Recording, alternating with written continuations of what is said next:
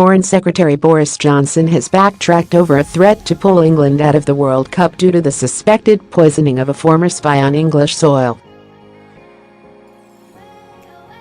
Speaking in Parliament about the poisoning of a former spy in the English town of Salisbury, the Conservative MP said, "I think it will be difficult to see how UK representation at the World Cup in Russia can go ahead," adding it would be very difficult to imagine that UK representation to this could go ahead in the normal way. Russian Colonel Sergei Skripal, 66, and a woman, who was believed to be his daughter, are both critically ill in a Wiltshire hospital after it's believed they were attacked by a chemical. Never mind the World Cup in 2016, we predicted the England team for the Euros in 2020. Skripal was previously jailed for treason in Russia.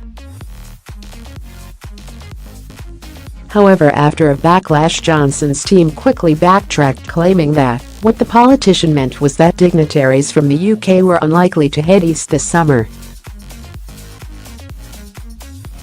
Johnson was talking about the incident to the House of Commons and the action that would have to be taken against Russia if there was any involvement from their government in the attack, and said, "No attempt to take innocent life on UK soil will go either unsanctioned or unpunished."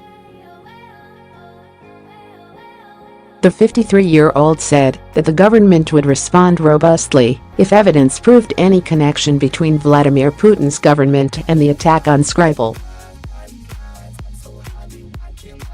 The man and woman attacked were found at 16:15 GMT on Monday, and parts of Salisbury city centre were cordoned off, and the A&E at Salisbury District Hospital was shut down after they were admitted.